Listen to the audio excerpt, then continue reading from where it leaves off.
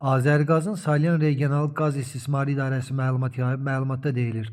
Sabirabad və Hacıqabul rayonlarının bəzi kəndlərində qaz təchizatı dayandırılacaq. Bildirilib ki, Qaz İxrac İdarəsi tərəfindən magistral qaz kəmərində aparılacaq təmir, quraşdırma və texniki işlərin görülməsi ilə əlaqədar fevralın 10-u səhər saat 9:30-dan etibarən işlər bitənə qədər Sabirabad rayonunun 16 kəndində Qaraqaşlı, Quruzma, Qəzli, Yenikənd, Kovlar, Axısqa, Surra, Qaralı, Balvar, Həsənli, Cavad, Türkədi, Əlicanlı, Yolçubəyli, Narlıq, Zəngənə kəndlərində, eləcə də Hacıqabul rayonunun 12 kəndində Qarasu, Padar, Abdulabad, Kolanı, Talış binalar, Talış, 1-ci Meyniman, 2-ci Meyniman, Axtaçı Şirvan, Ağacanlı, Ələtli, Bürvənd kəndlərində, həmçinin Sabirabad şəhəri Əliyev küçəsi və 17 kəndində Kür kəndi, Məmişlər, Əsədli, Qaralar, Qəfərli, Şıxlar, Mürsəlli, Ulacalı, Bulduq, Ətcələr, Həşimxanlı,